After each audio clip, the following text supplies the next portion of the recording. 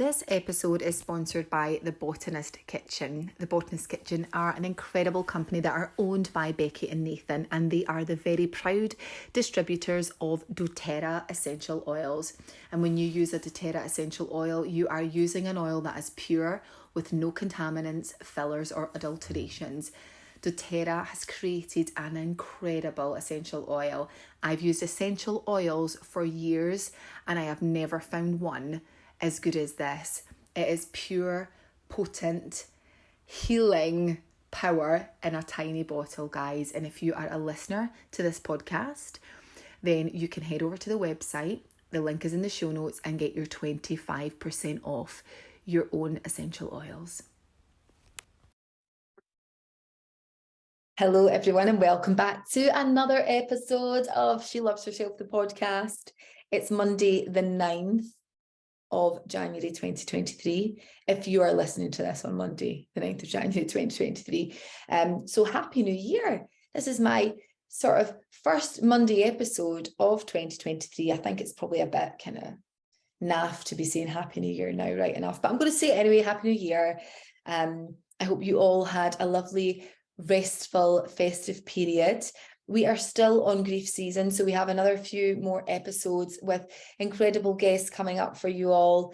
And I am really enjoying this series, and I've had lovely messages from many people who have emailed me or messaged me across social media saying that they are getting so much from it. It's one of those seasons, isn't it, where there are people that will really connect with this season right now, and there'll be people that are maybe grieving that just don't feel like they want to connect with it right now. It's maybe not the space for them, but the great thing about this season is it's always going to be there. So if anyone ever needs to go back and listen to any of these beautiful episodes, then they can.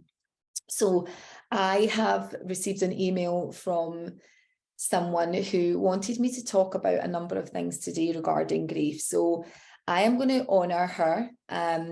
She has asked a few questions, and as I always say, I am here to support and serve you all as much as possible, but it's important that I am supporting you and giving you what you need.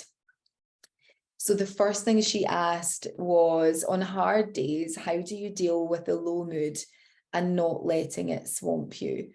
And actually, even if you're not grieving, this is something that most people will be able to relate to.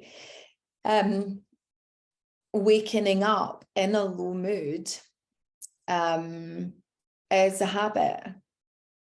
And some people might listen to this and think, no, it's not. It's because of X, Y, and Z. Yeah, this is true. And there's very valid reasons for waking up feeling like you're in a low mood. But what can happen over time is that it becomes a habit. So you have a thought, and then another thought attaches onto that thought, another thought attaches onto that thought, and before you know it, you have feelings that are attached to these thoughts, and emotions start to develop from these feelings, which then dictates to you the mood that you are going to be in and also feel. I also shared this week on Instagram that 95% of our thoughts are repeated thoughts, which is quite scary, but it makes perfect sense because, of course, when you wake up in the morning, before you've even opened your eyes, the mind's starting to sort of kick in, and it's like, right, how do I feel today? How do I feel today? You know, very few people wake up like bursting out of bed, like, I'm alive, yes. Now, that can happen.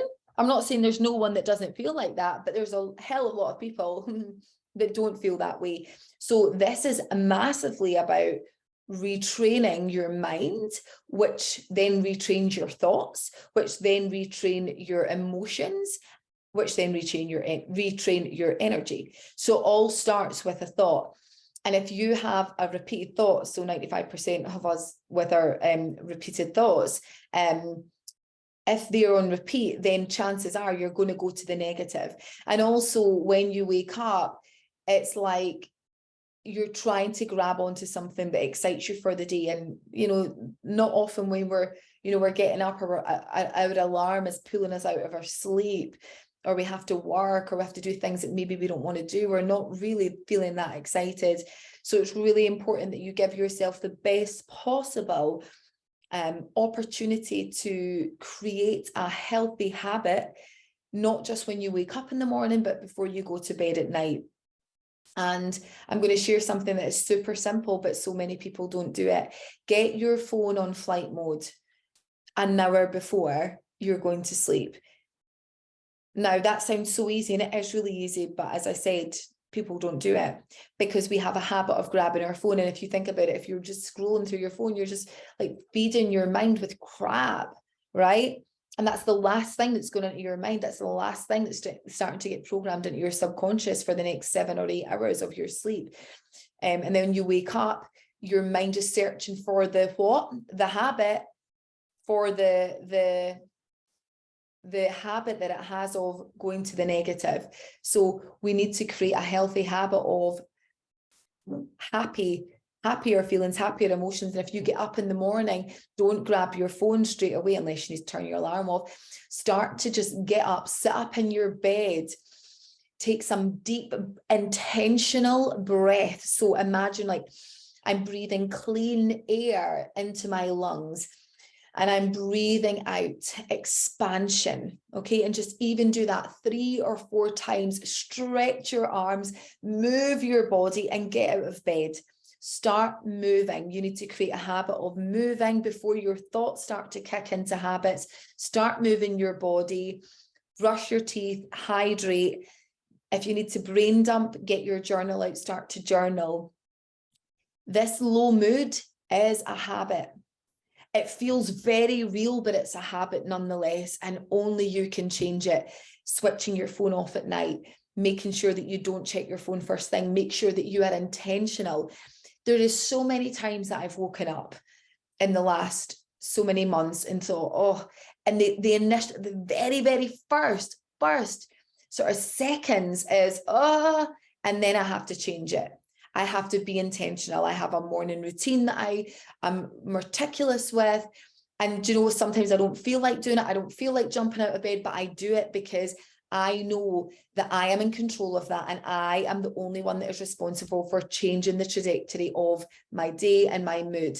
That doesn't mean that you're not allowed to feel your feelings, but do not sit in them. If you felt these feelings, if you have felt these emotions, you've already felt them. There's no point in continually feeling them over and over and over and over again, getting absolutely nowhere except the trajectory of going backwards. So it's really important that you have a good nighttime routine and a powerful morning routine to get you started. The second thing that she asked was how to make sense of what you're feeling and process it. So how to make sense of what you're feeling. So going back to a lot of our feelings are habitual responses to thoughts. So how do we change our thoughts? Now, I want to just make sure that you have an awareness of being able to change your thoughts. You absolutely can do this. You can create new neural pathways. You can start to create thoughts, which then create feelings, which then create emotions. And that's how you do it. And it's making sure that you're doing it quickly, you're doing it over and over again so that it becomes a new, fresh habit rather than the old one. But when you're saying about making sense of your feelings, it's really important. You said make sense of feelings and process them. Yes, we don't want to abandon any feeling that we have. Okay, if you are continually feeling sadness and sorrow and emotion or fear, anxiety, it is so important that you don't just try and change the thought around it. That comes secondary to honoring your emotions. There's a big difference between honoring your emotions and sitting in the mire of your emotions for weeks, months, and years, right? What you want to do is you want to say, right, okay, I have a feeling here that won't go away. And I want to understand more about what this feeling is and what's underneath it. Most of the time in my experience of working with clients, it is fear followed by shame. And then underneath all of it is love. Believe it or not, these emotions that you're feeling are your body's way of showing you that it is craving love. And it wants to be felt, it wants to be heard, and it wants to be held, and it wants to be seen, and it wants to be accepted. And accepting these emotions, don't say, doesn't mean that you're saying, right, I accept them, I'm just going to live with them. No, you're saying, I'm going to hold this emotion and I'm going to go underneath this emotion and find out what is the trigger, what is the catalyst for this emotion, what was it that happened in my life that I didn't process that I need to process now. And this is something that you can try and do on your own, or you can work with someone in the coaching space or a professional to do it. But there are absolute ways that you can hold all of your emotions and create an amazing, fulfilled life. And the other thing you have asked, this person who's written in has said, how to grieve when you don't have space to, i.e. children, house, busy with work. I resonate with this. Now, I went away to Bali to do a lot of my grieving, and I know not a lot of people can do that, and that's okay too. But what I want to say is, it's really important to feel your emotions, because it sounds like you're not doing that. And what's happening is it's playing out in your subconscious. And so you're waking up feeling really low. You're waking up feeling really low because you're not giving yourself throughout the day pockets of time to honor all of your emotions. And okay, you don't want to be crying 24/7 in front of your children, but it's okay to cry in front of your children. Now, some people might disagree with this, but I'm going to say this with absolute certainty, in my belief and my experience, crying in front of your children is really healthy. If it's done in a healthy way, and we're explaining to our children, like I would cry in front of my children, I'll say, I just really miss Granny today, or that thing you did, I just thought Granny would love to see that so much, and she loved you so much, and then I would have a little cry. What am I teaching my children there? Am I teaching my children weakness? No. Am I teaching my children that it's okay to feel sad and to honor, your emotions, and that, missing someone who's not here anymore, it is a very real thing? Or do I create this stiff upper lip and never really show my children the emotion? What am I teaching them then? I'm teaching them then to suppress their emotions, to never feel sadness. And what does that do? I'll tell you what it does. It creates mental health problems, and it creates a whole heap of unworthiness, hiding their emotions, never really living in truth, people pleasing, and so many other things. We need to change the narrative around showing our emotions, because then what we can do is give our children permission to show their emotions, so that they don't end up in 20 or 30 years having to do the work like we're having to do now. So flip up the narrative, change your emotions, change your feelings around it, change your story around it. And also, if you need a big release, take yourself away. Make sure that everyone's out of the house for a few hours, and hold yourself with so much love and so much compassion. And I promise you, when you do that, the space that you create is phenomenal. And not only that, the safety that you've created for yourself, and the self-trust and the honor and the love that you've created for yourself by doing that will change your life. Keep showing your emotions, keep feeling your emotions. They are valid and they need to be felt. You were born crying. It's the most natural emotion. What's not normal is society telling us that it's not. And your last question was how to journal feelings dealing with death for a suicide and a difficult relationship with a person who has died. Journaling your feelings. Absolutely, journaling is amazing. So grab a journal, piece of paper and a pen. Start to write maybe some questions like, what do I feel right now? And you might sit with a blank and not know what to write, but keep going. My suspicion here from reading this is there's maybe some feelings around frustration, maybe anger, maybe some guilt. A lot of the time we feel guilt and we feel shame when we really shouldn't. Now, when I say to you, maybe there's some feelings of guilt and shame around there, this isn't because you should feel that way. It's just often feelings that we have, words that weren't said or were said that you felt shouldn't have been, regret, guilt, the best thing that you can do for yourself is really honor everything without judgment. So if you're feeling anger towards this person, allow yourself to express that on paper. If you're feeling sadness or guilt or shame, allow yourself to express that. This isn't separate from you. If something's coming up, it's an emotion, whether it's true or false, it's an emotion that you're suppressing. So just let it out. By projecting it out onto paper, you're moving it from your physical form onto paper.